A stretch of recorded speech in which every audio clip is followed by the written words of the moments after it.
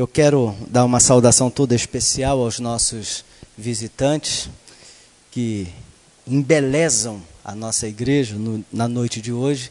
Que Deus também possa estar tocando em seus corações e a presença dele aqui entre nós, que de fato está, possa ser apreciada por todos os que aqui estão.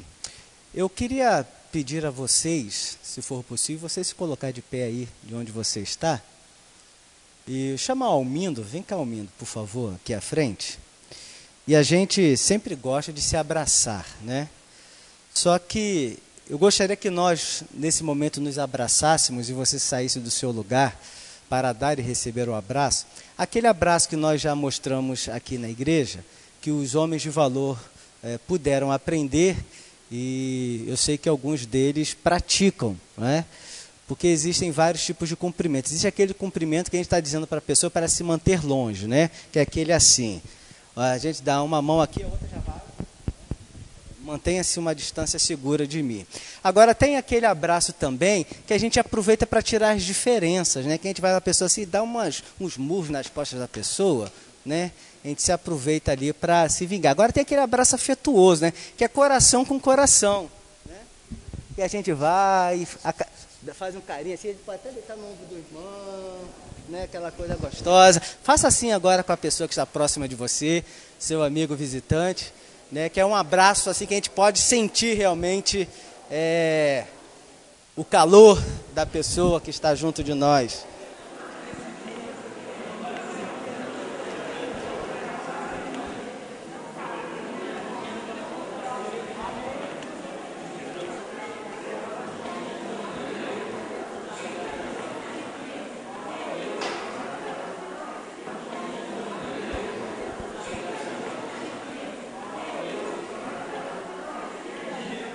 Amém. Você pode se sentar.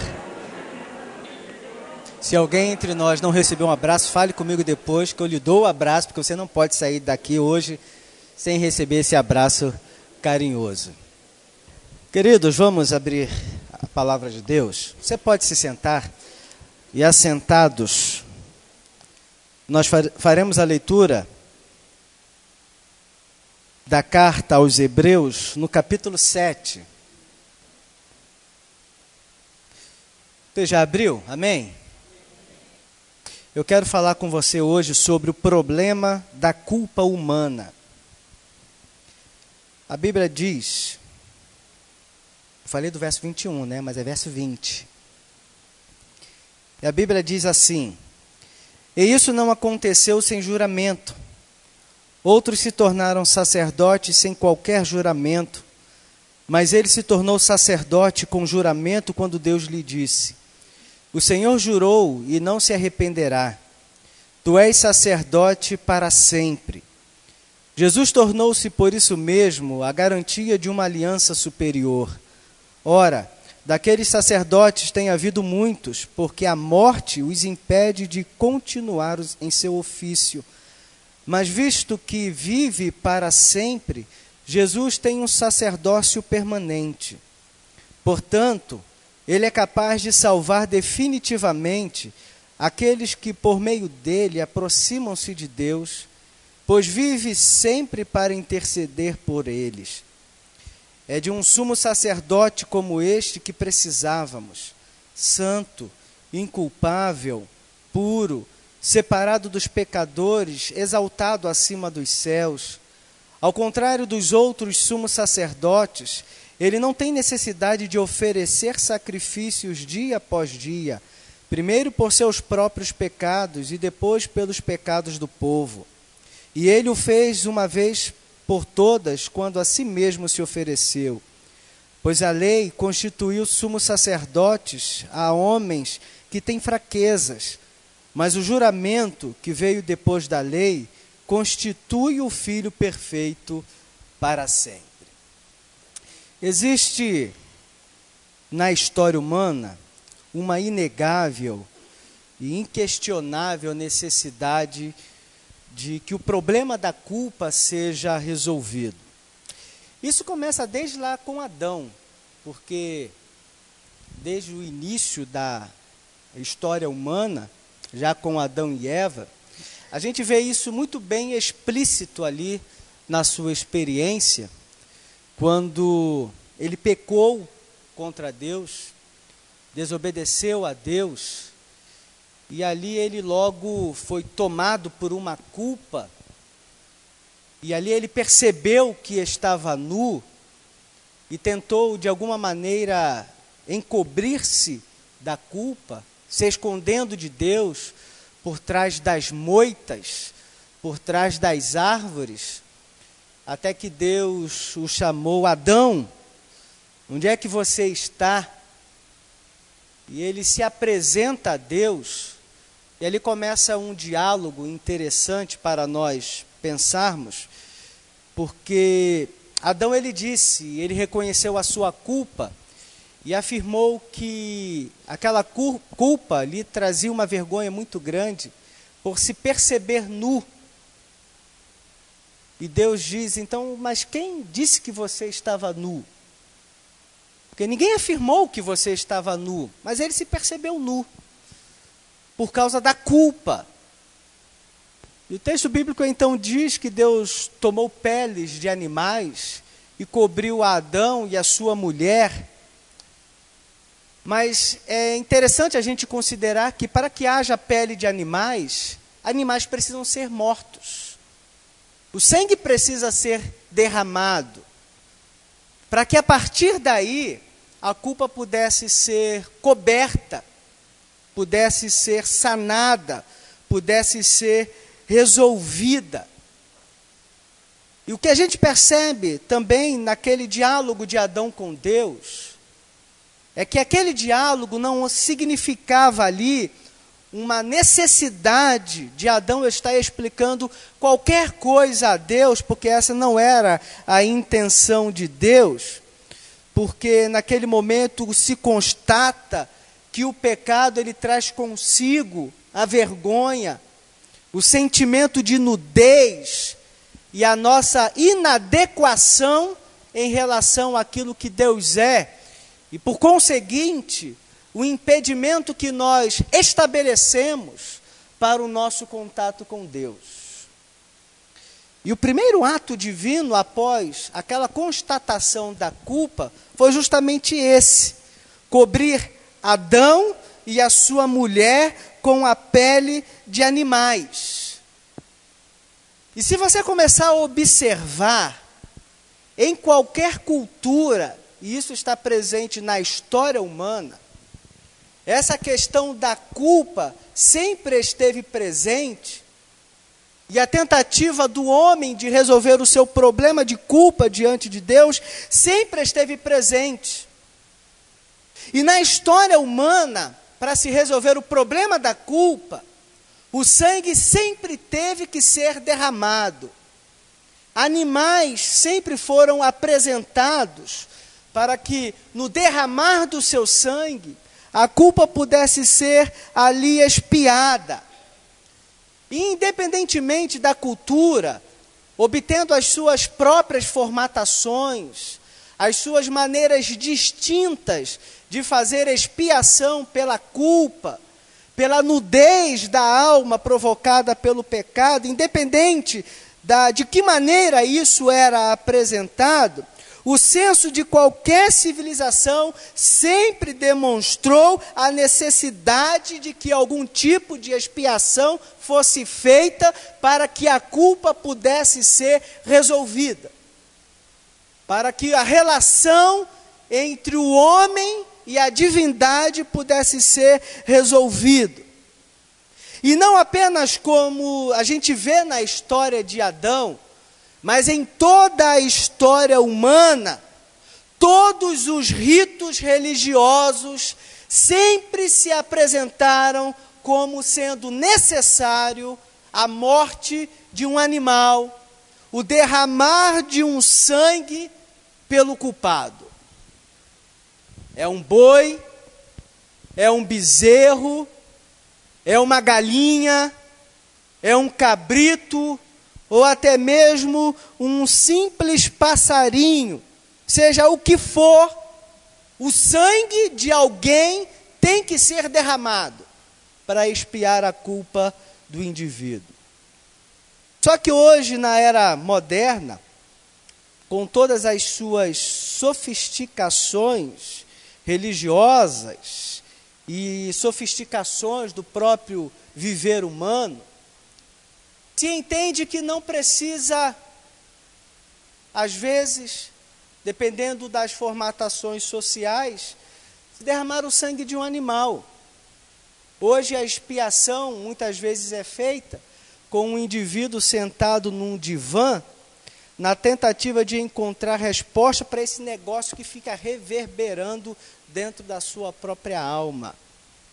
A gente quer saber de onde veio, e às vezes as imolações são feitas no derramamento do nosso próprio sangue.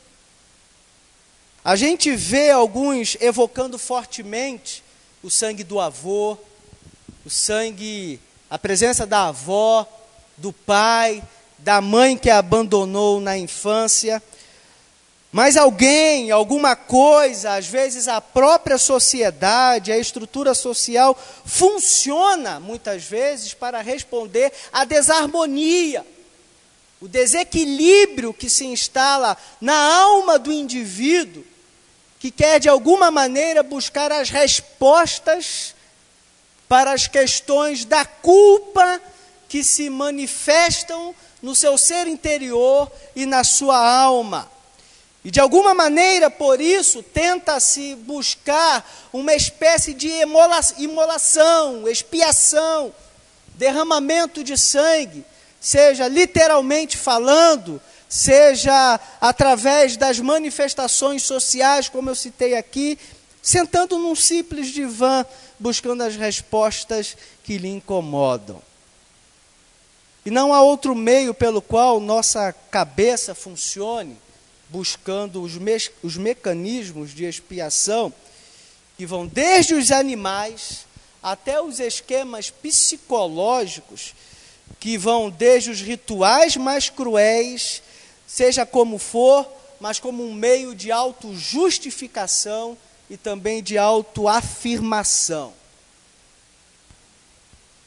Independentemente do contexto, três coisas acontecem, demonstrando que, independente da prática religiosa, do contexto, do período histórico, da formatação religiosa, a lógica é a mesma. Porque, primeiro, se demonstra que um inocente precisa pagar pelo culpado. Segundo aspecto dessa lógica é que, presumivelmente, o sangue derramado aplaca a ira divina. E terceiro, o sangue sela o pacto entre a divindade e o ser humano, culpado, caído, totalmente arrebentado por causa do pecado. O que a gente precisa fazer é tirar a nossa mente da religião, tirar a nossa mente dos sacerdotes, dos intermediários, dos gurus, que presumivelmente vão nos aliviar, vão resolver o nosso problema da culpa. E o que o texto bíblico propõe, nos afirma, é que precisamos concentrar a nossa mente, o nosso coração, a nossa fé no único sumo sacerdote constituído por Deus, e que diante de Deus vai interceder por nós e vai resolver todo o nosso problema da culpa e encobri-la no sentido não de fazer com que ela não existisse, mas no sentido de resolver a nossa vida diante de Deus. Neste caso, há no texto bíblico algumas razões pelas quais todos nós precisamos guardar bem firme, bem guardado, convictos em nossa própria alma. A primeira razão se refere à qualidade do sacerdote. Porque no verso 26 e 27 a Bíblia diz: portanto, ele é capaz de salvar definitivamente aqueles que por meio dele aproximam-se de Deus, pois vive sempre para interceder por eles. Acabei lendo 25, mas o 26 diz: é de um sumo sacerdote como este que precisávamos, santo, inculpável, puro, separado dos pecadores, exaltado acima dos céus. Ao contrário dos outros sumos sacerdotes, ele não tem necessidade de oferecer sacrifícios dia após dia, primeiro por seus próprios pecados e depois pelos pecados do povo. E ele o fez uma vez por todas, quando a si mesmo se ofereceu. Ou seja, o que a Bíblia está dizendo é que este sumo sacerdote, ele é diferente de qualquer sacerdote humano. Ele é diferente de qualquer outro, onde as pessoas olham no sentido de projetar todas as suas expectativas expiatórias. Porque o homem, ele age assim. Ele tenta transferir para o outro a expectativa de que através do outro os seus problemas vão ser resolvidos. Isso se manifesta de diversas maneiras. E esse tipo de situação não está presente apenas em outros círculos, em outras comunidades religiosas, ou não estão presentes apenas na história da humanidade, ou isso não aconteceu em algum momento da história humana muito distante de nós. Mas essa é uma verdade que acontece nos dias de hoje, ou seja, no sentido de estar transferindo para o outro um caráter, uma personalidade expiatória, como se o outro fosse aquele mediador entre ele e Deus. Isso acontece de diversas maneiras, inclusive através das toalhinhas molhadas de suor. Quantos já não tomaram conhecimento desse tipo de situação? Agora, o que isso significa senão a produção de um fetichismo? Agora, o texto bíblico diz que esse sacerdote, ele é diferente. E nós não precisamos ir atrás de um homem qualquer, querendo tirar dele um fiapinho da sua roupa, e levar para dentro de casa, quem sabe, emoldurando, acreditando que aquilo tem algum poder sobrenatural, ou que a presença do Senhor ali está presente.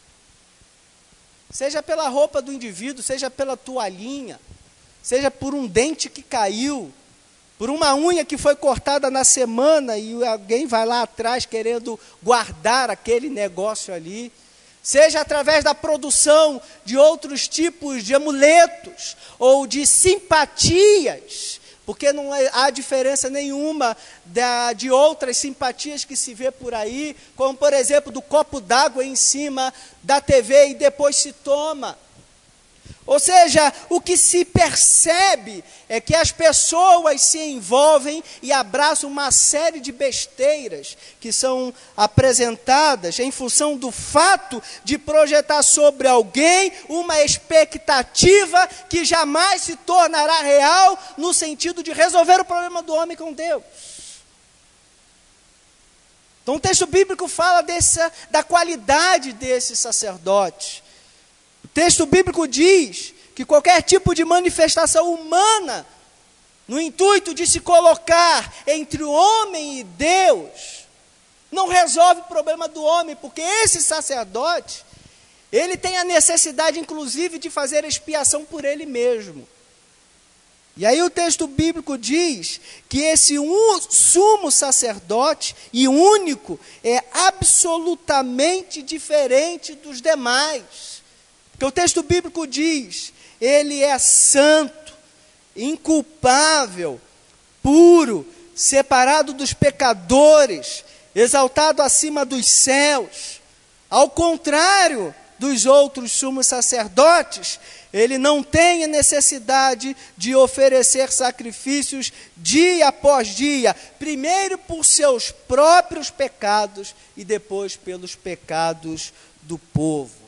E o texto bíblico diz que o seu sacrifício, ele é para sempre. A segunda razão diz respeito à eficácia espiritual do sacerdócio. Se a primeira razão fala da qualidade do sacerdote, a segunda razão fala da eficácia espiritual do sumo sacerdote. E aqui no texto bíblico também a palavra de Deus nos apresenta 4 coisas que a gente não pode esquecer, referindo-se a essa eficácia do nosso sacerdote. Primeira coisa que a gente não pode esquecer é que o sacrifício de derramar o sangue na cruz do Calvário é para sempre. Vou repetir. O sacrifício de derramar o sangue na cruz do Calvário é para sempre. E o verso de número 21, ele diz: mas ele se tornou sacerdote com juramento, quando Deus lhe disse: o Senhor jurou e não se arrependerá, tu és sacerdote para sempre. Aqui o para sempre refere-se à ação eterna de Deus por fazer expiação pelo pecado do homem. Ou seja, o que a Bíblia está dizendo é que esse sacerdote, ele foi constituído desde a eternidade. Isso significa que antes do mundo ser mundo, antes das galáxias serem criadas, antes do homem entrar em cena na história, Deus já havia providenciado o meio pelo qual o homem seria salvo. A morte de Jesus, o sangue derramado na história humana, marca um momento significativo para todos nós. Mas na mente de Deus, tudo já havia sido resolvido. Porque há em Deus um caráter diferente de nós, porque nós estamos aqui presos na história e no tempo, no Cronos. Então, para nós, o passado é uma lembrança e um aprendizado. O presente estamos aqui vivendo e o futuro é uma esperança. É uma expectativa, é uma realização que esperamos se concretizar. Agora, Deus está fora disso tudo. Porque para Deus, passado, presente e futuro, tudo está acontecendo ao mesmo tempo. Porque desse momento agora, Deus está me vendo nascer. Deus está me vendo sendo batizado nas águas. Deus está nesse exato momento me vendo casando. Deus nesse exato momento está me vendo morrer. Se é que eu vou morrer, eu sei lá se Jesus vai voltar daqui a alguns minutos, e eu não passarei pela morte física, mas suponhamos que em um determinado momento, que isso vai acontecer, a morte vai me alcançar em algum momento. Espero que daqui a bastante tempo, né? Mas Deus está me vendo morrer nesse momento, e Deus já está me vendo no céu agora. Porque tudo para Deus já foi resolvido. A Bíblia diz que todas as coisas estão patentes aos seus olhos. Está falando de tudo, no princípio e o fim. Aliás, princípio e fim para nós, porque para Deus todas as coisas, elas são eternas. É aquela história que a Bíblia diz, o próprio Jesus falou, que Abraão, não vou lembrar exatamente as palavras de Jesus, mas o que Jesus quis dizer é que Abraão não viu com os olhos carnais, mas viu com os olhos espirituais, creu e por isso foi salvo. Ou seja, se Enoque está no céu, ou quando nós chegarmos no céu, você que é o Enoque da Bíblia, que foi arrebatado, Enoque não está no céu, porque ele era o bonzão. Enoque está no céu, porque houve um sangue derramado. Abraão não encontraremos no céu, ele não foi para o céu, porque ele era um encarne com Deus, era amigo de Deus, o pai da fé. Ele não é porque ele era o bonzão, mas é porque um sangue foi derramado. Noé foi para o céu e nós o encontraremos lá, não é porque ele foi obediente ao construir uma arca, mas é porque um sangue foi derramado. Agora vamos passar para o Novo Testamento. Pedro, nós vamos encontrá-lo no céu, sem chave na mão, mas vamos encontrá-lo lá. Não é porque ele amava tanto o Senhor que foi capaz de se permitir ser crucificado de cabeça para baixo, que era a pior das humilhações, pior dos castigos, mas é porque um sangue foi derramado. E se você for para os céus, não é porque você é membro de uma igreja, não é porque você é bonzão, não é porque você trabalha muito, não é porque você canta muito, não é porque você faz muito, mas é porque um sangue foi derramado por você. Ou seja, se a gente vai encontrar A ou B no céu, se a gente vai encontrar fulano ou beltrano no céu, a gente pode até nem saber, mas uma coisa a gente sabe: quem quer que nós encontremos nos céus, nós os encontraremos, porque um sangue foi derramado por eles. Segunda coisa que a gente pode encontrar aqui no texto é que a eficácia espiritual desse sacerdócio é irrevogável. E no verso 22 diz: Jesus tornou-se, por isso mesmo, a garantia de uma aliança superior. Ou seja, Deus ele não voltará atrás do seu propósito, do caminho, do meio que ele estabeleceu para a salvação do homem. Não há uma segunda alternativa. Alguém uma vez me perguntou: mas me diga uma coisa, porque existem mais de 80 mil pessoas que morrem todos os dias no mundo sem nunca terem ouvido o nome de Jesus? O que vai acontecer? Essas pessoas não serão salvas? Bom, pelo que eu entendo na Bíblia, não. Mas ninguém foi falar de Jesus para elas. Aí esse é o problema que Deus vai cobrar da igreja. Mas será que o amor de Deus não é tão grande, capaz de fazer com que essas pessoas sejam salvas? Eu disse, então nós estaremos dizendo uma coisa: que nós não precisamos de Jesus para nos salvar, porque a ignorância também salva. Agora, o que a gente vê na Bíblia é que a eficácia desse sacerdócio estabelecido, no sentido de resolver o problema da nossa culpa, é irrevogável no sentido de que Deus já estabeleceu o caminho, já estabeleceu o meio, e esse meio ele não é mudado. Somente por esse sacerdote se alcança a resolução da culpa. Terceira coisa que nós não podemos esquecer. E primeiro fala que o sacrifício de derramar o sangue na cruz do Calvário é para sempre. O segundo diz que é irrevogável. O terceiro diz que é suficiente. Verso de número 25. Portanto, ele é capaz de salvar definitivamente aqueles que por meio dele aproximam-se de Deus, pois vive sempre para interceder por nós. Ou seja, Jesus é suficiente. Você não precisa de uma igreja, você não precisa de uma religião. Se você espera que a sua religião vai resolver o seu problema de culpa, você vai morrer culpado, porque a religião não vai resolver isso. Aliás, como os irmãos sabem, eu sou muito crítico da religião. Eu afirmo que a religião tem o poder de gerar mais culpa.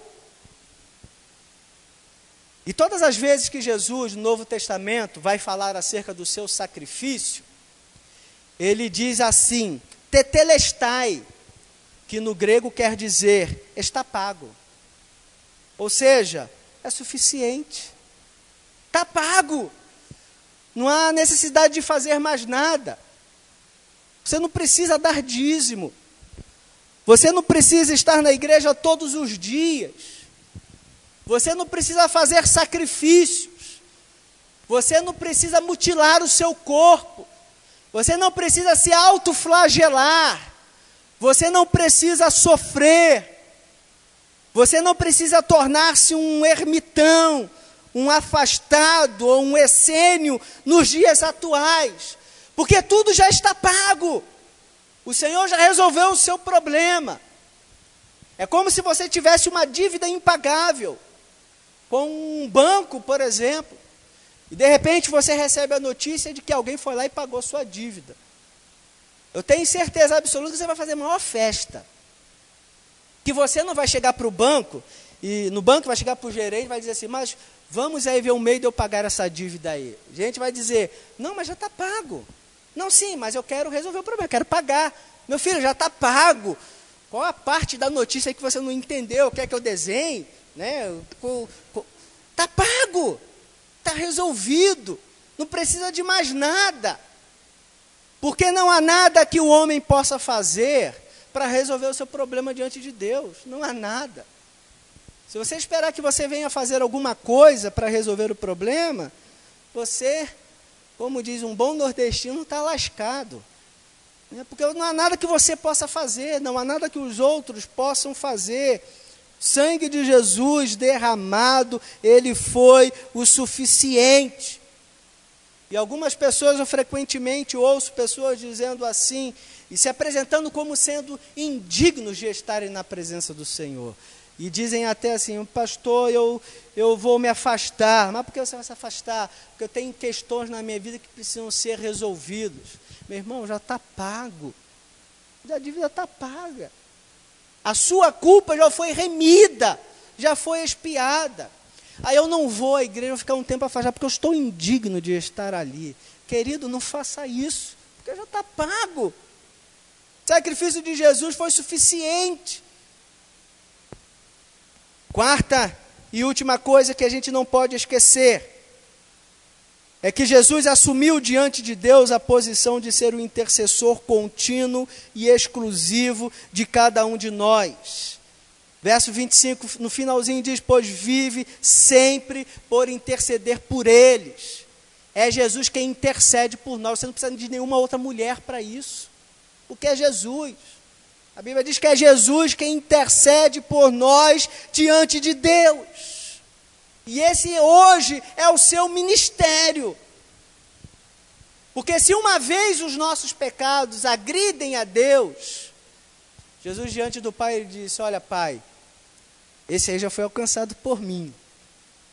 E aí o Pai diz para o Filho, foi alcançado por você? Foi alcançado.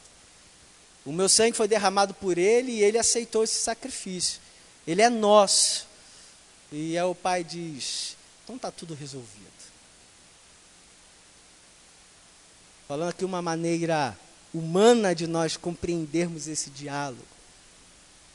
Porque as nossas culpas, os nossos pecados, as nossas transgressões, eles geram a ira divina. Então Jesus chega para o Pai e diz, olha Pai, acalme seu coração, tranquilize-se, porque esse já é nosso. E teve ali o seu momento de insanidade, mas ele já é nosso, ele já foi alcançado. Porque o Senhor, o Pai, o Jesus, ele é um intercessor exclusivo e contínuo diante de Deus em favor de cada um de nós. Diz assim para a pessoa do seu lado, Jesus é o seu intercessor. Diga para ele agora.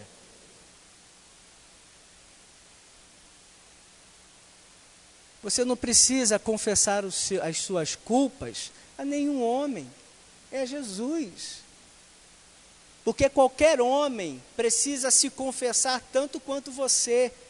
E pelo fato dele ser homem, ele não tem a condição de fazer expiação, intercessão ou remissão do seu pecado em relação a Deus. Precisa-se de alguém que seja santo, irrepreensível, inculpável, puro e esteja acima e separado de todos os homens. Jesus, o nosso intercessor. Para concluir, eu quero destacar 4 coisas. Porque sabendo disso, desse problema da nossa culpa, 4 coisas precisam ser apreendidas por nós.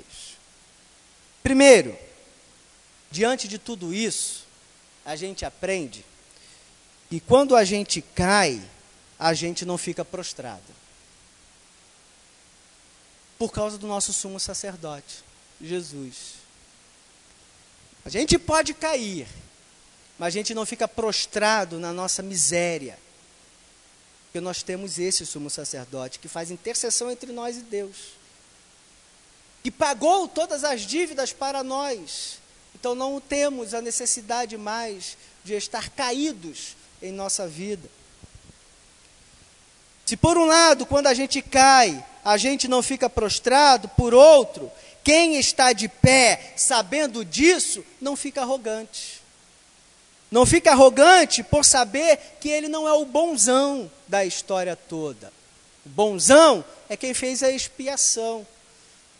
Porque cada um de nós, sem exceção, é tão miserável, espiritualmente falando, quanto o outro. Então, se eu estou de pé, eu não me torno arrogante, porque eu sei que eu posso cair a qualquer momento.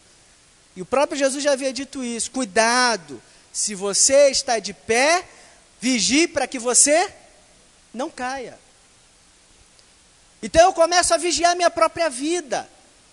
E fico ali, como popularmente se diz, pianinho, na minha. Porque eu sei que a qualquer momento eu posso cair. Então, quando a gente cai, a gente não fica prostrado. Quem está de pé não fica arrogante. E terceiro, quando fraco, não se sente desamparado. Porque Jesus não nos abandona. Você pode cometer alguma insanidade na sua vida, mas Jesus vai estar sempre do seu lado. O seu familiar pode virar as costas. O seu amigo pode romper com você. Até o seu irmão em Cristo pode romper com você. Mas você tem que saber que a quem mais interessa, que é Jesus, ele jamais vira as costas para você. Você pode errar na sua vida, você pode estar se sentindo um lixo hoje, mas Jesus está aí, do seu lado, dizendo para você: meu filho, eu estou aqui do seu lado. Todo mundo pode ter lhe abandonado, mas eu estou aqui do seu lado. Então, quando a gente cai, a gente não fica prostrado. Quem está de pé não fica arrogante. Quando o fraco não se sente desamparado. E, por último, quando experimenta contradições pessoais, não desiste de si mesmo. Porque se eu sei que Jesus não desiste de mim, não há razão para eu não desistir de mim. Então, eu me agiganto, eu não me entrego, eu não abandono a mim mesmo. Eu continuo, eu prossigo, eu entro no processo de Deus na minha vida, no tratar de Deus na minha vida. E aí eu compreendo, porque eu erro, mas eu fico de pé. Jesus está comigo, Ele me auxilia, Ele me fortalece, Ele me ajuda, Ele me faz caminhar, Ele me aperfeiçoa, Ele não desiste de mim. Então eu não posso desistir de mim.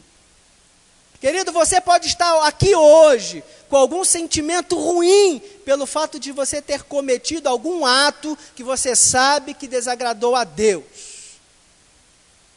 Se sinta miserável no sentido desse sentimento de miserabilidade lhe levar a uma atitude de confissão e de arrependimento. Mas não se sinta como o pior de todos os homens. Porque na medida que você se sente o pior de todos, você tende a se autoflagelar. E se autoflagelando, você vai adoecendo. Quiçá até chegar um momento de abandonar a comunidade cristã, a igreja, Jesus, e etc, etc. Porque o homem, ele é assim, o homem é ambíguo, ele é contraditório. Você hoje pode sair daqui glorificando a Deus para que os 4 cantos da terra possam perceber isso. Não sei por que 4 cantos, já que a terra é redonda, né? Mas glorificar a Deus de uma forma maravilhosa. Você pode sair cuspindo fogo, falando língua dos anjos, sair fazendo tudo o que você tem direito.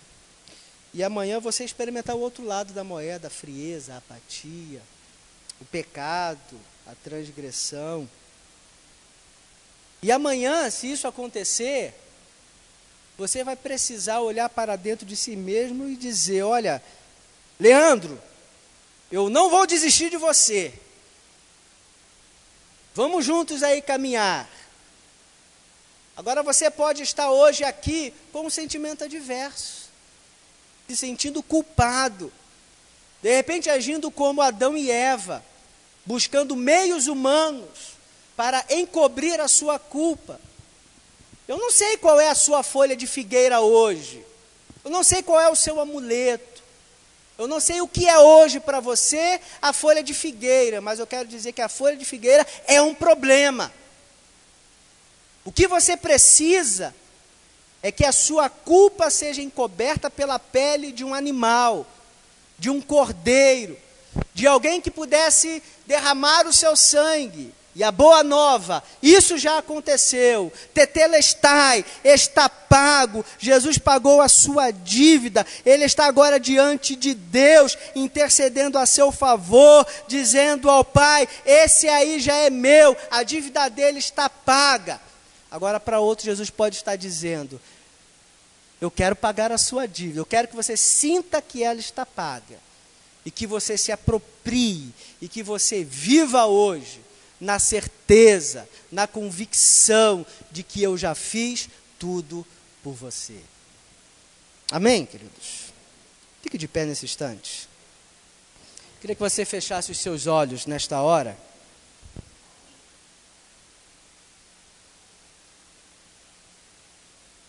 Queria que você fechasse os seus olhos agora e estivesse nesse momento pensando em você, na sua própria relação com Jesus Cristo, porque o nome do nosso sacerdote é Jesus. E a relação que temos com Deus é baseada nesse vínculo, como Deus disse no texto: eu jurei e jamais me arrependerei. Essa é a base da aliança, Jesus. Se por um lado os nossos pecados nos separam de Deus, por outro, Jesus pagou o preço da nossa dívida para com Deus. O que se pretende agora é de nós nos apropriarmos disso. E é por isso que hoje eu quero fazer 2 desafios. E por isso eu primeiro pedi você para que estivesse nesse instante com os seus olhos fechados, pensando na sua vida, pensando na maneira com a qual você entrou aqui neste lugar, dominado, surpreendido pela culpa, que tem sido implacável na sua consciência e que lhe tem atormentado de uma maneira absolutamente e aparentemente insolúvel. Mas você precisa saber hoje que não há ações humanas que podem aplacar a ira divina em relação à nossa culpa. Somente através de Jesus, que derramou o seu sangue na cruz, é que a nossa culpa diante de Deus pode ser expiada. Portanto, os 2 desafios que eu quero fazer nesta hora: primeiramente a você que ainda não pensou na perspectiva da aliança de Deus para com a humanidade, com o propósito de remir-nos ou resolver a culpa gerada pelo pecado. E você entende que as folhas de figueira, como no exemplo de Adão e Eva, são a sua religião, são os seus sacrifícios, são as coisas que você faz para resolver o seu problema com Deus. E você aprendeu e apreendeu e aceita nesta noite que o único meio da sua culpa ser expiada foi através de Jesus, e isso Ele já fez por você. E agora você precisa, com o seu coração, confessar Jesus como Salvador e Senhor da sua vida, dizendo a Ele: Jesus, eu quero entregar a Ti o meu coração hoje, dominado pela culpa do pecado. E eu quero hoje me sentir absolvido pelo Senhor. Queremos dar nesse instante a oportunidade a você, meu querido amigo, que ainda não tomou essa decisão ao lado de Jesus, de assim fazer nesta noite, e sinalizando aqui, erguendo apenas uma de suas mãos, só isso, só para a gente identificar, para que eu possa orar por você. Você não vai precisar fazer hoje, aqui, mais nada. Nós não queremos expor você a situação nenhuma, nem vamos fazer isso. Nós não vamos chamar você aqui à frente para colocar a mão na sua cabeça, para você ficar estribuchando aqui no chão. Nós não temos essa prática. O único desafio que nós fazemos hoje é que você, com esse simples sinal, erguendo a sua mão, esteja apontando, se manifestando, dizendo: eu quero sair hoje daqui com Jesus em minha vida, reconhecendo que Ele é o único que pode resolver o meu problema de pecado diante de Deus. Se você tem essa convicção hoje, e você recebe hoje, aceita hoje essa obra de Deus na sua vida, apenas com uma de suas mãos, você poderá erguer agora e logo em seguida baixar. Alguém nessa noite quer que Deus te abençoe? Pode baixar. Mais alguém nessa noite que quer, entendendo isso, quer fazer essa decisão? Olha, eu quero sair daqui com Jesus, sendo Ele o meu mediador diante de Deus, o meu intercessor. Eu conheço hoje que Ele é o meu Salvador e eu o quero como meu Salvador. Há mais alguém? Apenas levantando uma de suas mãos. Eu quero identificar para que eu possa estar orando por você. Há mais alguém? Sabemos que é um momento muito difícil. O braço pesa. Como que uma voz a gente ouvindo: olha, não dê ouvidos a essas coisas, porque não é bem assim não, viu? Mas o Espírito Santo de Deus ao mesmo tempo fala ao seu coração: filho, filha, essa é a melhor decisão que você pode tomar, e a única que vai resolver o seu problema diante de Deus. Sou eu, Jesus. Eu morri por você e quero que você saia daqui hoje comigo em seu coração. Há mais alguém que quer tomar essa decisão? Que Deus te abençoe, querido. Agora eu quero um segundo desafio a você que já é crente em Cristo Jesus. Você que quer sair daqui hoje com um sentimento diferente. Talvez você tenha entrado aqui, meu irmão, com algum sentimento de culpa, alguma coisa que talvez você tenha feito, tenha praticado, e isso fica martelando na sua cabeça, lhe incomodando e roubando a sua paz. Que você ouviu na noite de hoje é que Jesus é um sacerdote diferente de qualquer outro que possa se interpor entre você e Deus. E o que Ele fez por você, sacrificando-se na cruz do Calvário, derramando o seu sangue, é uma obra irrevogável, foi suficiente, está tudo pago, está tudo resolvido. E você pode estar aqui hoje sendo atormentado pela culpa, a paz que está ausente do seu coração. Você está sentindo isso porque diante do Pai, Jesus já disse para Ele está perdoado. E você quer sair daqui hoje se apropriando do perdão de Deus, por qualquer que seja a coisa que você tenha feito. Quero convidar você também, meu irmão, a levantar uma de suas mãos, porque eu também quero estar orando por você. Deus abençoe, Deus abençoe, Deus abençoe, Deus abençoe, Deus abençoe. Vamos orar nesta hora. Você pode se colocar de joelhos agora?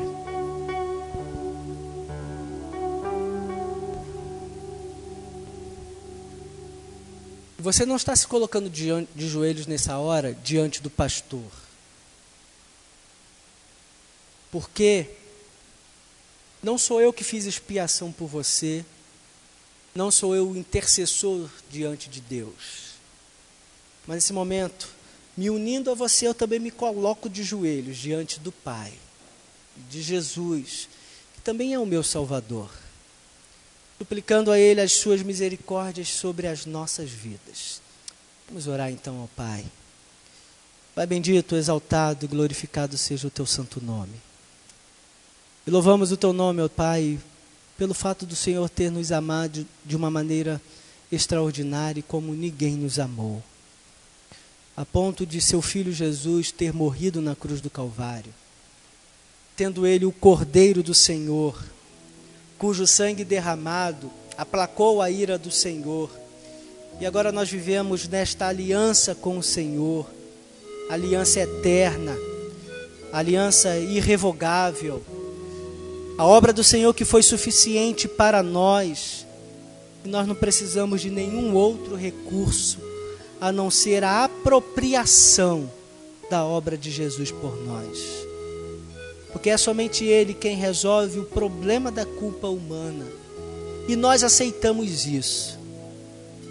E é nesse sentido, Pai, que eu quero pedir ao Senhor, não como um sacerdote que intercede, mas como o pastor dessas vidas que aqui estão e que se manifestaram como sendo alguém que tem algo que precisa ser resolvido diante do Senhor através da apropriação do seu perdão, porque já foram perdoados, são filhos do Senhor, assim como qualquer um de nós, cujos momentos pontuais nos fazem sentir assim, pecadores, transgressores, culpados.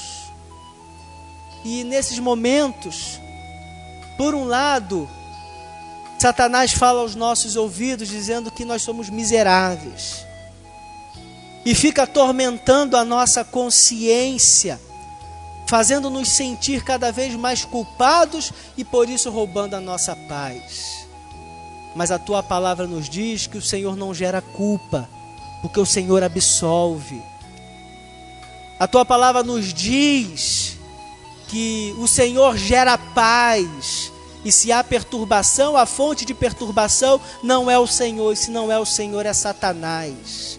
E a ele nós repreendemos nesse momento em nome de Jesus, que atua para roubar a paz, gerar culpa na vida daqueles que já são do Senhor, mas que por uma situação qualquer está vivendo como que se o Senhor tivesse virado as costas para eles. Mas Jesus está aqui ao seu lado, dizendo: filho, eu estou aqui, não se sinta assim, escravizado e atormentado, se aproprie do meu perdão, porque eu já te perdoei, há tanto tempo eu já te perdoei.